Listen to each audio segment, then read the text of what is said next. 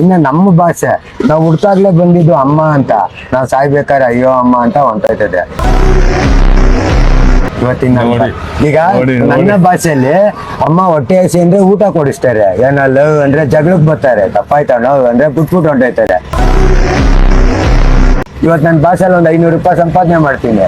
ನನ್ನ ಹೆಂಡ್ರಿಗೆ ಮಲ್ಗೆ ಹೂವ ಮಸಾಲೆ ದೋಸೆ ಇದನ್ನೆಲ್ಲ ತಗೊಂಡೋಗಿ ಇಟ್ಬಿಟ್ಟು ಸೊಬಗೆ ಬಾರೆ ನಾಳೆ ಸತ್ತೋಗೋಣ ಅಂದ್ರೆ ಅಯ್ಯೋ ನೀನ್ ಹೋಗಪ್ಪ 4 ದಿವಸ ಮಕ್ಳು ನೋಡ್ಕೊಂಡ್ ಬರ್ತೀನಿ ನಾನು ಅಂತಾಳೆ. ಈ ಸಂಪಾದನೆ ಮಾಡಿದ್ರು ಅವ್ರು ಬರಲ್ಲ. ಆದ್ರೆ ನನ್ನ ಭಾಷೆ ಹಂಗಲ್ಲ, ನಡಿಯಪ್ಪ ನೀನಿಲ್ಲ ಅಂದ್ಮೇಲೆ ನನ್ಗೆ ಏನ್ ಕೆಲ್ಸ, ನಡಿ ನೀನ್ ಜೊತೆನೆ ಬರ್ತೀನಿ ಅಂತ. ಇನ್ನ ನಮ್ಮಮ್ಮ 9 ತಿಂಗಳು ಹೊಟ್ಟೆ ಒಳಗೆ ಎತ್ಕೊಂಡಿರ್ತಾಳೆ. ಅಮ್ಮ ಇನ್ನ 1 ತಿಂಗಳು ಇಲ್ಲ ಅಂದ್ರೆ ಆಗಲ್ಲ ಕಣ ಮಗನೆ ಭಾರ ಆದ ಅಂತ ಬಿಟ್ಬಿಡ್ತಾಳೆ. ಆದ್ರೆ ಈ ಅಮ್ಮ ಭೂತಾಯಿ ಮೇಲೆ 90 ವರ್ಷ ನಿಂತಿರ್ತೀವಿ. ನಮ್ಮ ಅಮ್ಮನ್ಗೆ ನಾನು ಒಂದ್ಸತಿ ಕಾಲ್ ತಗ್ಲಿಬಿಟ್ರೆ 9 ಸತಿ ಅಮ್ಮ ತಪ್ಪಾಯ್ತು ಅಂತ ನೆನ್ಸ್ಕೊತೀವಿ. ಈ ಅಮ್ಮನ ಮೇಲೆ 90 ವರ್ಷ ನಿಂತಿರು ಉದ್ಗಿತೀವಿ, ಹುಚ್ಚೆ ಹೋಯ್ತೀವಿ, ಬೇಜಾರೇ ಮಾಡ್ಕೊಳಲ್ಲ. ಇವತ್ತು ನಾವ್ ಹೇಳ್ತೀವಿ ನನ್ ಮಗ SLC ಕಣಯ್ಯ, ನನ್ ಮಗಳು PUC ಕಣಯ್ಯ, ಅದಕ್ಕೆಲ್ಲ ಯಾರ್ ಕಾರಣಯ್ಯ, ಈ ತಾಯಿ ಭೂತಾಯಿ ಕಣಯ್ಯ.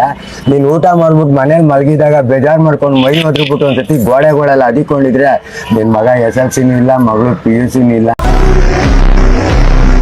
ಇನ್ನು ಈ ರಾಜ್ಯ ನಮ್ಗೆ ಏನ್ ಕೊಟ್ಟಿಲ್ಲ, ಹೊಟ್ಟೆ ತುಂಬಾ ಊಟ ಕೊಟ್ಟೈತೆ, ಮೈ ತುಂಬಾ ಬಟ್ಟೆ ಕೊಟ್ಟೈತೆ, ಮಲ್ಕೊಳ್ಳೋದು ಒಂದು ಪುಟ್ಟು ಮನೆ ಕೊಟ್ಟೈತೆ.